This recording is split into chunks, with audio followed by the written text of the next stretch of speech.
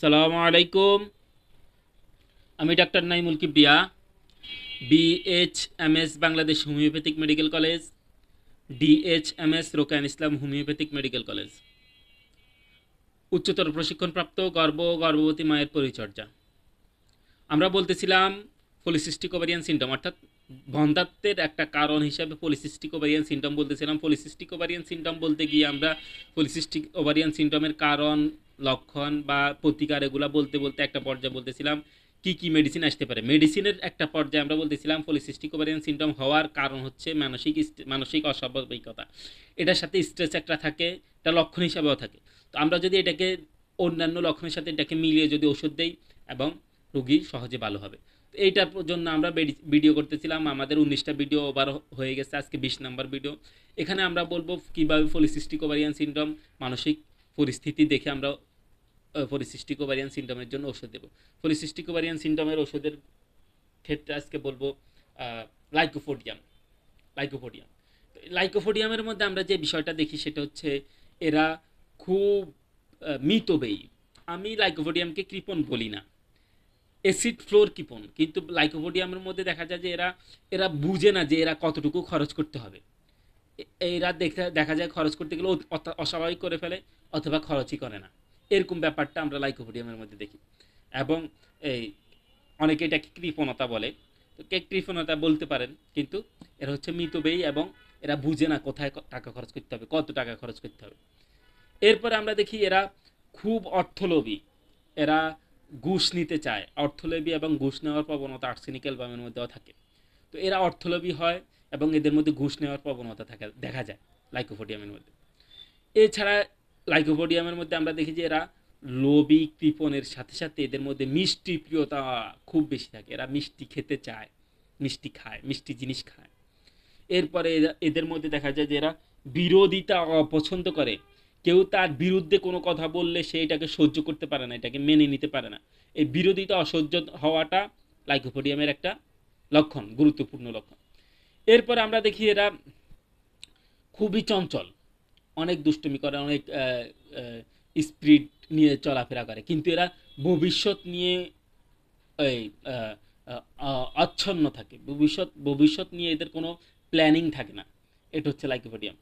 আবার এদের মধ্যে দেখা যায় যে ভবিষ্যৎ নিয়ে এরা ধোঁয়াশায় থাকে, স্থির করতে পারে না যে আমি কি করব, কি করতে হবে আমাকে।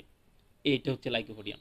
এরপরে এদের মধ্যে দেখা যায় এরা খেতে বসলে খাবার সামনে নিয়ে সে অপেক্ষা করতে পারে না, খাবার সামনে নিয়ে অপেক্ষা করতে পারে না। এটা হচ্ছে গ্যাস্ট্রিকের রোগীদের মধ্যে এটা বেশি দেখা যায়। তো এটা লাইকোপোডিয়ামের একটা গুরুত্বপূর্ণ লক্ষণ, এরা খাবার সামনে নিয়ে অপেক্ষা করতে পারে না। এরপরে আমরা দেখি যে এরা কি লিখছে এটা সে পড়তে পারে না। নিজের লেখাটাই নিজে পড়তে পারে না। এই ব্যাপার দেখলে আমরা এদের জন্য লাইকোপোডিয়ামের কথা চিন্তা করব। এবং এরা খুব সাবধানী হয়। এরা মানে বুঝে শুনে পা ফেলে, এই ব্যাপারটা লাইকোপোডিয়ামের মধ্যে দেখা যায়। এবং এরা খুব নীতিবান হয়। নীতিবান, এরা সবসময় নীতি কথা শোনায় এবং এরা নীতিবান দেখায়। আসলে এরা নীতিবান নয়, কিন্তু এরা ওই সাবধানী এবং নীতি কথা শোনানোর কারণে এরা নীতিবান হয়ে যায়। এদের মধ্যে নীতি দেখা যায়, কিন্তু এরা সুযোগ পাইলে কিন্তু অনীতি করে। কিন্তু কারোর সামনে সে নীতিবান নয় এটা সে প্রকাশ করতে পারে না, সে নীতি দেখায়। তার অনীতিক কাজটাকেও সে নীতি বুঝে নিতে চায়। এরপরে আমরা লাইকোপোডিয়ামের মধ্যে দেখি যে এদেরকে যদি আপনি কোনো একটা খাবার দেন, তো এরা বেছে দেখে শুনে বড় পিসটা নিবে। বড় পিসটা নেওয়া এই লাইকোপোডিয়ামের একটা গুরুত্বপূর্ণ লক্ষণ। এরপরে আমরা যে বিষয়টা নিয়ে আলোচনা করব সেটা হচ্ছে লাইকোপোডিয়ামের আমরা দেখি যে এই লাইকোপোডিয়াম না, আজকে এরপরে আমরা বলবো যে ম্যাককার্ব। ম্যাককার্বের মধ্যে আমরা যে বিষয়টা দেখি সেটা হচ্ছে ম্যাককার্বের পেশেন্টটা এদের মধ্যে দেখা যায় যে এরা অন্যমনস্ক হয় শুধুমাত্র লেখার সময়।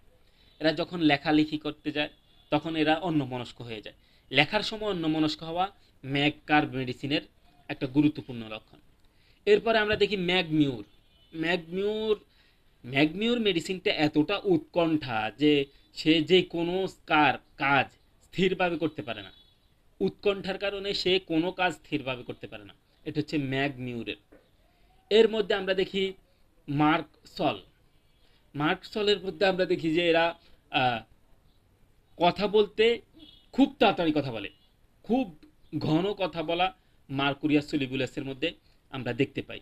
এবং মার্কুরিয়াস সলিবুলাসের মধ্যে দেখতে পাই, এটা রাস্টক্সের মধ্যেও আছে, যে এরা খুব দ্রুত কথা বলে। এরপরে আমরা বলবো মরফিনাম। মরফিনামের একটা চারিত্রিক লক্ষণ হলে সবসময় বিষণ্ণ থাকবে। মরফিনামের রুগী সবসময় বিষণ্ণ থাকবে।